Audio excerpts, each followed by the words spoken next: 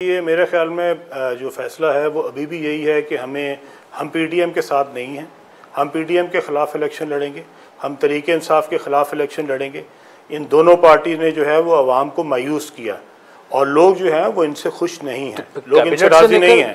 लेकिन मैं आपको एक्सप्लेन कर दूँ, जो दोनों हमारे दोस्त हैं वो दोनों जो हैं, एक तो वो पार्टी बनने से पहले उस कोलिशन का हिस्सा थे और वो उसके अंदर बतौर वज़ीर शामिल थे। अब उन्होंने मेरे ख्याल में ये मुनासिब नहीं समझा कि जबकि 1 महीना रह गया हो तो वो जो हुकूमत जिसका हिस्सा थे वो उसको जाके ये कह सकें कि जी अब हम 1 महीना पहले आपसे जुदा हो रहे हैं। तो उन्होंने ये कहा कि हमें 1 महीना उसमें रहने दिया जाए, लेकिन ये पार्टी का फ़ैसला नहीं है, ये उनका इंडिविजुअल फ़ैसला है।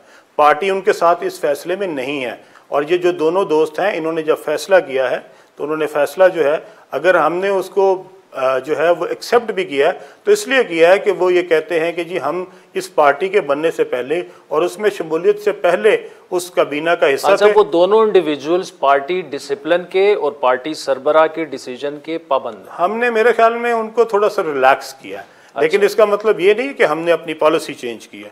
पॉलिसी हमने यही रखी है कि हम पीडीएम के खिलाफ इलेक्शन लड़ेंगे।